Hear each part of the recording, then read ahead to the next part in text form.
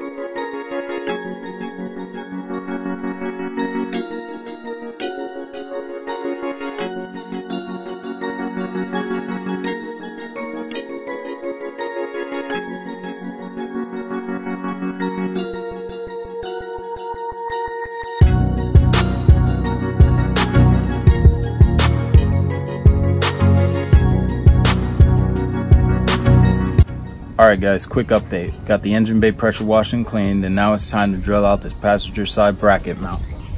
Basically what you're going to want to do is get a center punch. I prefer the automatic center punches and a drill. We're going to be drilling out all 12 of these pinch welds, as you can see here, to remove this bracket in order to fit this K24 swap. So let me get started on that.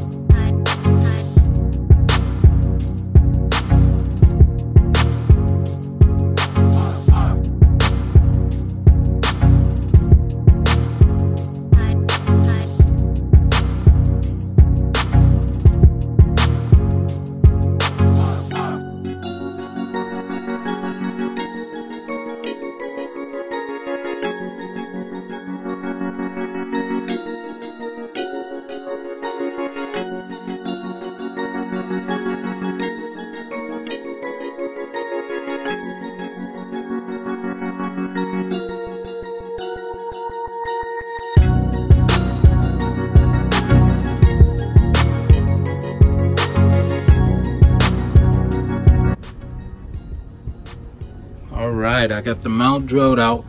I'm not too worried about these holes because when this car goes for body work and paint, that'll get welded and cleaned up. But if you're not painting your car, you're going to want to spray that so it doesn't rust. And the mounts we're using for this K24 swap are the EF K2 Passport mounts, anodized black. I bought these from jhpusa.com. Stay tuned for the next video where I'll be dropping the motor in.